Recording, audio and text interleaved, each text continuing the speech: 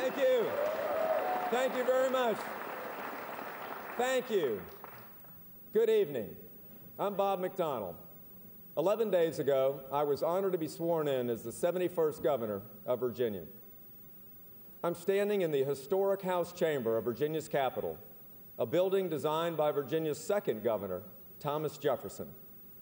It's not easy to follow the President of the United States, and my 18-year-old twin boys have added pressure to me tonight by giving me exactly 10 minutes to finish before they leave to go watch SportsCenter.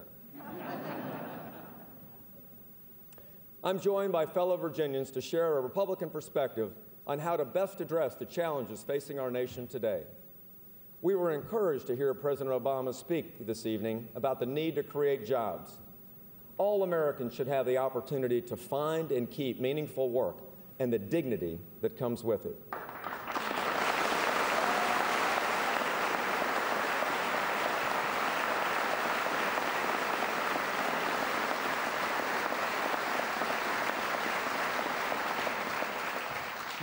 Many of us here tonight, and many of you watching, have family or friends who have lost their jobs.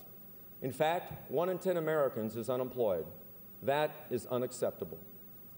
Here in Virginia, we face our highest unemployment rate in more than 25 years, and bringing new jobs and more opportunities to our citizens is the top priority of my administration.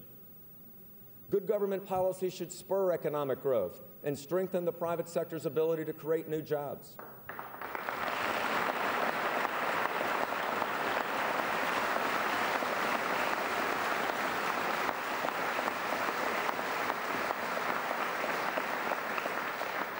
We must enact policies that promote entrepreneurship and innovation so America can better compete with the world. What government should not do is pile on more taxation, regulation, and litigation that kill jobs and hurt the middle class. It was Thomas Jefferson who called for a wise and frugal government which shall leave men free to regulate their own pursuits of industry and shall not take from the mouth of labor the bread it has earned. He was right. Today, the federal government is simply trying to do too much. Last year, we were told that massive new federal spending would create more jobs immediately and hold unemployment below 8%. In the past year, more than 3 million people have lost their jobs, and yet the Democratic Congress continues deficit spending, adding to the bureaucracy, and increasing the national debt on our children and our grandchildren. The amount of debt is on pace to double in 5 years and triple in 10. The federal debt is now over $100,000 per household. This is simply unsustainable. The President's partial freeze announced tonight on discretionary spending is a laudable step, but a small one. The circumstances of our time demand that we reconsider and restore the proper limited role of government at every level.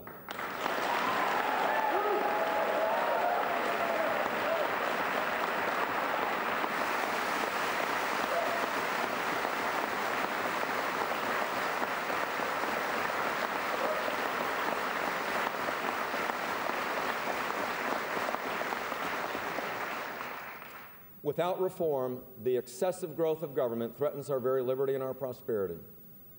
In recent months, the American people have made clear that they want government leaders to listen and then act on the issues most important to them.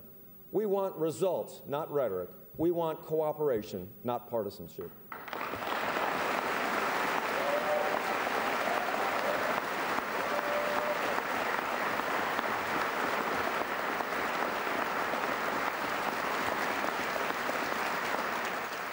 There is much common ground.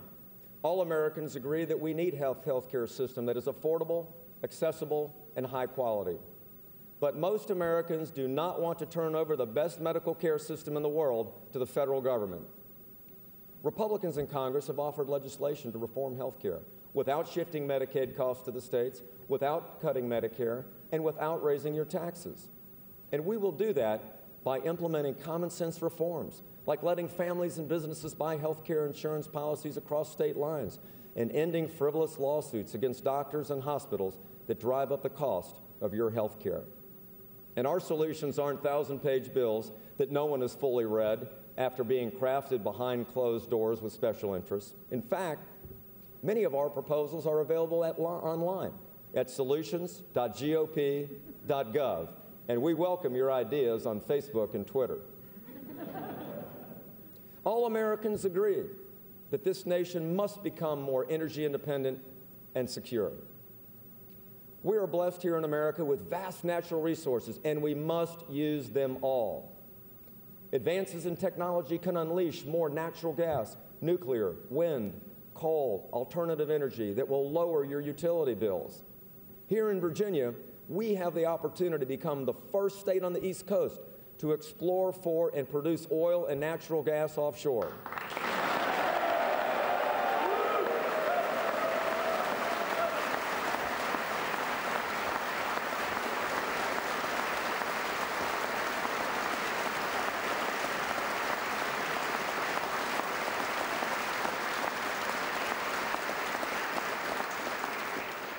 But this administration's policies are delaying offshore production, hindering nuclear energy expansion, and seeking to impose job-killing cap-and-trade energy taxes. Now is the time to adopt innovative energy policies that create jobs and lower energy prices.